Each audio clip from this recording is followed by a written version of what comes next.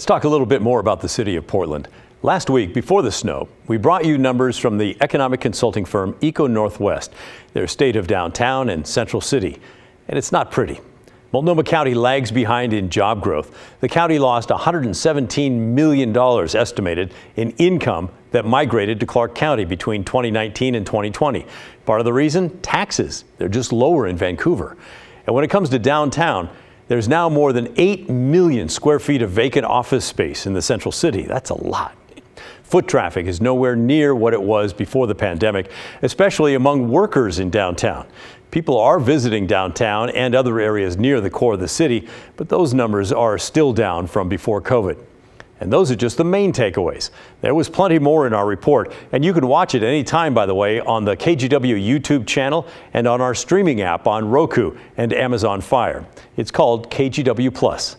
But at the end of our segment, we asked you for your thoughts, and as always, you had plenty to say. Let's start with a message of hope, and just to be transparent, this was the only positive voicemail we got about the future of Portland. I live in downtown Portland on 12th and Washington, and there are 3 brand new high-rises going up within 3 blocks. One is a Hyatt Regency Hotel. Downtown is not dying. It is changing. It will come back. It always has. It always will. That's a great message. Thank you, Judith. Now, prepare yourself for the other side of the coin. Many of you flooded our inbox with messages like this one. Hey, and as far as the recovery of Portland is concerned, and I know you'll never air this, but I can say it in 6 words. Portland is over because Portland sucks. Well, there you go, Jim. We did air it. Now what do you think? Linda says, when I was young and my parents and I would travel to Portland, the city was so vibrant. For years, I worked in downtown Portland and I loved it. Visitors would say how clean our downtown was and how friendly we were. She continues, recently, I was driving into the city and had to call 911 to report a homeless tent on fire. I see buildings with windows boarded up, I see the homeless, and I don't see people downtown anymore. It's like seeing a body with no heart and soul. It makes me sad. And among your comments about the decline of this city, there was a common theme: safety. It starts with the basics. People don't feel safe downtown, and that's why people don't want to go downtown Portland.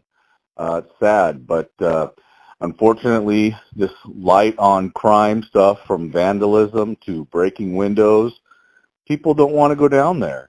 And if people don't feel safe, they're not going to go. So it's not rocket science. It's pretty simple. John says homeless, mentally deranged, and drug-addicted people are acting out and are boldly aggressive in the obvious belief that there's no restraint.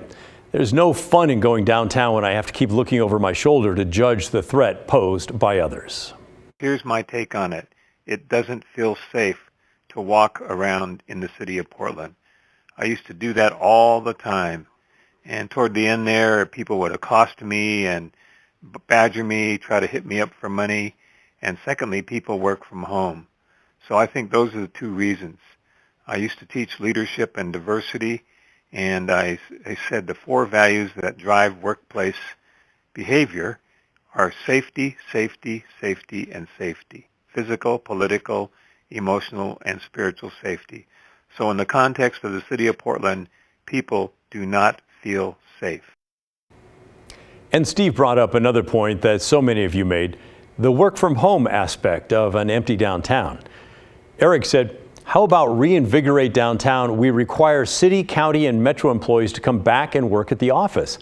And Michael echoed that. The city of Portland and the state of Oregon should lead the way to reviving downtown by requiring their employees to return to work in their downtown office space.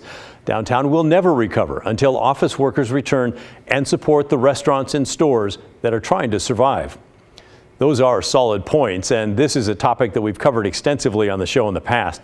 Here's where things stand on that right now for city workers.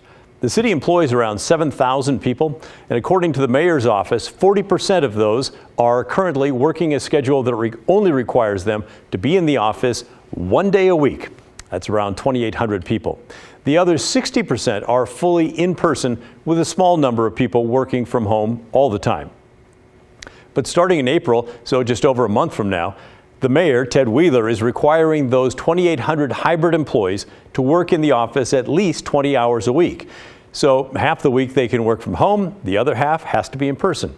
Workers will be able to ask for an exception, by the way.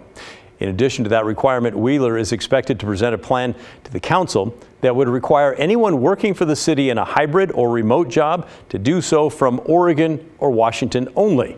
Can't live in any other state and work for Portland. And there hasn't been much discussion on Wheeler's plan lately, but ahead of his announcement, there was a firestorm of protest last summer and into the fall. In this Willamette Week article, they talked about a letter sent to the city from 70 employees that said they should not be brought back to work to revitalize downtown, calling it inappropriate and not an essential part of our job. And during a meeting a couple of months later, one employee asked, why is it city employees' responsibility to rejuvenate a dangerous, unsafe downtown? In June, the city surveyed nearly 3,500 city employees. More than half who were working a hybrid schedule said remote and flexible work opportunities are a requirement for future employment decisions. Nearly 90% of the city's hybrid workforce said flexibility is a driver for their decisions about where to work in the future. And when asked about the ideal number of days to work in person if they can do their job remotely, 3 out of 4 people working a hybrid schedule now said no more than 1 day per week.